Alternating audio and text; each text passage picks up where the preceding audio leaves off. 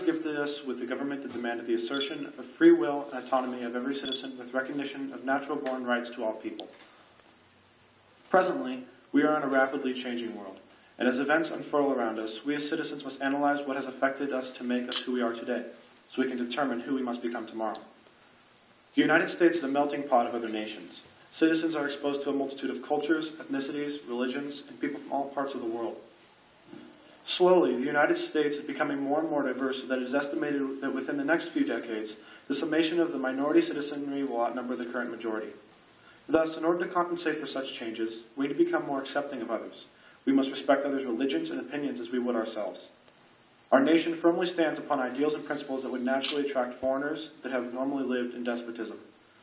It is vital that we realize that these people have come to the United States knowing that this is a land of opportunity, and that a person can become successful and live happily if he or she works diligently towards the task.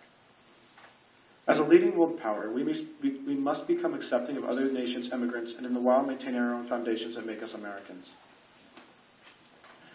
In addition to a variety of cultural backgrounds, we have been given a unique opportunity in the political atmosphere. Our government encourages political activism, and it provides many outlets in which an ordinary citizen can participate. For example, a citizen could vote to elect an official or to ratify a piece of legislation, write a letter to a representative to address a grievance he or she may feel, or join an interest group or political party in order to help get a certain topic on the government's policy agenda. Sadly, the United States level of political participation is very low comparatively. In recent presidential elections, voter turnout has been a meager 50 to 60% of the eligible populace, which is, by the way, one of the lowest turnouts in developed democratic nations today. In order to compensate, we as citizens must more actively participate in our government, giving our opinion about laws, trying to influence the political agenda through our grievances about current problems, and voting all contribute to a more participatory government. A citizenry with a higher sense of political efficacy will in turn grossly affect our government's efficiency in getting our needs addressed.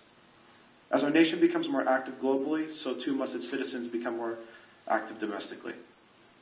As citizens of the most influential nation in the world, we must set the example for others. If our nation is to grow, so must we as citizens grow in our respect for other people and our activism in a government designed for the people, of the people, and by the people.